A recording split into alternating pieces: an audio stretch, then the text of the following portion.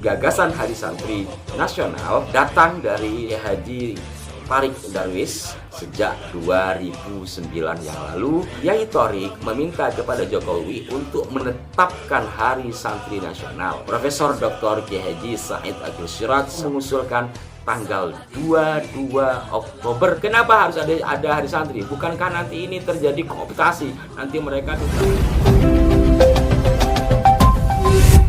Assalamualaikum warahmatullahi wabarakatuh. Salam jumpa, salam sejahtera untuk kita semua. Semoga senantiasa dalam lindungan Tuhan Yang Maha Kuasa.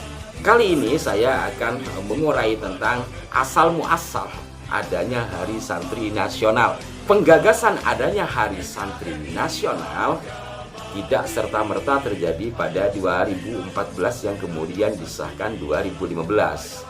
Dari informasi yang saya terima dan juga dari berbagai sumber yang saya baca, bahwa gagasan Hari Santri Nasional awalnya datang dari seorang Kiai NU berasal dari Malang, yaitu Bapak Kiai Haji Tariq Darwis, pengasuh Pondok Pesantren Babus Salam, Banjarjo, Malang, Jawa Timur.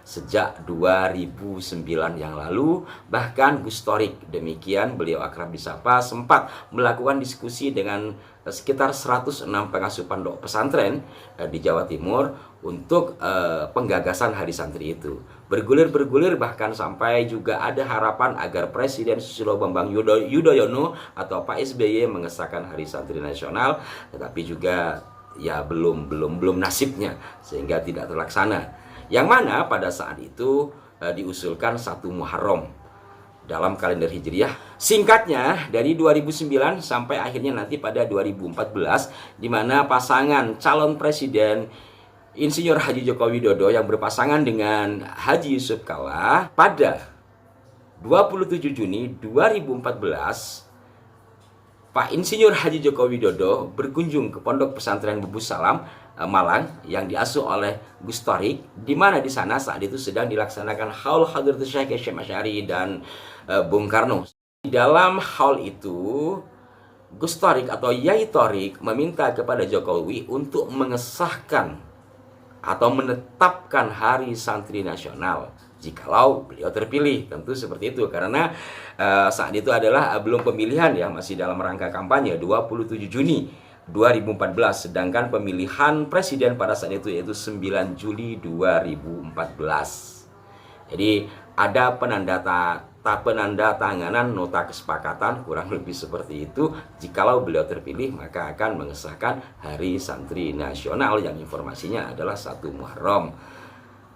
Alhamdulillah Allah menakdirkan Insinyur Haji Joko Widodo dan yang berpasangan dengan Haji Yusuf Kalla terpilih menjadi Presiden dan Wakil Presiden Republik Indonesia. Lalu sudah terpilih, bagaimana dengan janjinya Pak? Ya Alhamdulillah Pak Jokowi masih ingat dan merespon. Hanya saja kemudian kalau memang harus ditetapkan ada Hari Santri Nasional, kemudian ada usulan dari PBNU yang disampaikan khususnya oleh Profesor Dr. Kiai Haji Said Akil Siraj selaku Ketua Umum. Menurut beliau, jikalau akan ada Hari Santri Nasional, sebaiknya jangan 1 Muharram. Sebab 1 Muharram adalah hari kebanggaan kaum muslimin khususnya di seluruh dunia, bukan hanya di Indonesia. Maka sebaiknya, kata Yai Said, ambil momentum yang melibatkan santri untuk mempertahankan nasionalisme kita atau mempertahankan keutuhan Republik Indonesia. Beliau mengusulkan tanggal 22 Oktober sebagai Hari Santri Nasional, di mana 22 Oktober adalah penandatanganan atau deklarasi dari resolusi jihad Nahdlatul Ulama 1945 yang menjadi pemicu pecahnya perlawanan arek-arek Surabaya dan sekitarnya, sehingga dikenal adanya pertempuran dahsyat 10 November yang dikenal sebagai Hari Pahlawan. Disitulah Yai Said mengusulkannya. Dan usulan itu tidak hanya sekedar lisan, di antaranya beliau juga ya bersama para kiai di Nahdlatul Ulama di saat ada Musyawarah Nasional Alim Ulama dan Konferensi Besar Nahdlatul Ulama yang dilaksanakan di Gedung PBNU dari tanggal 1 sampai 2 November 2014, salah satu klausul yang direkomendasikan kepada pemerintah adalah penetapan Hari Santri Nasional diharapkan pada 22 Oktober. Jadi bukan hanya lisan tapi juga dalam bentuk rekomendasi yang disepakati para kiai yang mengikuti Munas dan Konferensi Besar saat itu.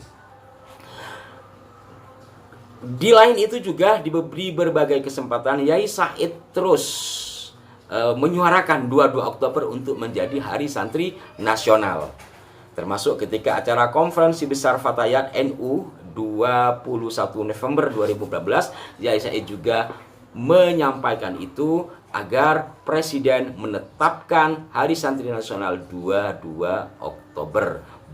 Kenapa? Momentumnya memang sangat tepat. Demikian alasan beliau, berikut juga para kiai yang lain. Tentu saja kiai-kiai yang lain dan ormas-ormas yang lain punya hak suara dong. Yang namanya santri kan bukan hanya NU. Kemudian para pemirsa sekalian, ada pertemuan yang dilaksanakan pada 15 Agustus 2015. Berbagai organisasi, diantaranya ada Matlaul Anwar, ada Persis, ada FKDMI, yang mana ormas-ormas Islam ini menyetujui disahkannya Hari Santri Nasional itu pada 22 Oktober. Tapi sebelumnya juga ada perwakilan dari ormas-ormas Islam yang besar seperti Muhammadiyah, NU, kemudian ada Persis, juga menyetujui bahwa 22 Oktober sebagai Hari Santri. Singkatnya adalah mayoritas dari semua pimpinan ormas Islam atau perwakilan ormas Islam, mulai dari PUI ya, Persis, Matlaul Anwar, FKDMI, Muhammadiyah, NU apalagi menyetujui tanggal 22 Oktober sebagai Hari Santri Nasional. Dari guliran dan musyawarah yang terjadi itu, kemudian alhamdulillah pada 15 Oktober 2015 Presiden Insinyur Haji Joko Widodo menandatangani keputusan Presiden tentang Hari Santri Nasional yang bernomor 22 tahun 2015 bahwa penetapan Hari Santri Nasional jatuh pada 22 Oktober. Setelah itu, alhamdulillahnya lagi, Presiden Joko Widodo mendeklarasikan atau mengumumkan pengesahan Hari Santri Nasional 22 Oktober tersebut tepat pada tanggal 22 Oktober 2015 di Masjid Istiqlal, Jakarta. Alhamdulillah, ini sangat luar biasa. Kenapa? Karena dari histori, selain latar belakang 22 Oktober sebagai penandatanganan resolusi jihad yang menjadi pemantik perang 10 November untuk mempertahankan Republik Indonesia, juga peristilahan santri dan sistem lembaga pendidikan santri adalah merupakan warisan. Pertama, istilah asli Nusantara. Kedua, sistem asli Nusantara. Artinya, adanya Hari Santri juga mengingat sejarah tentang lembaga pendidikan asli Nusantara dengan sistem padepokan dan pedukuhan. Berikut juga peristilahannya.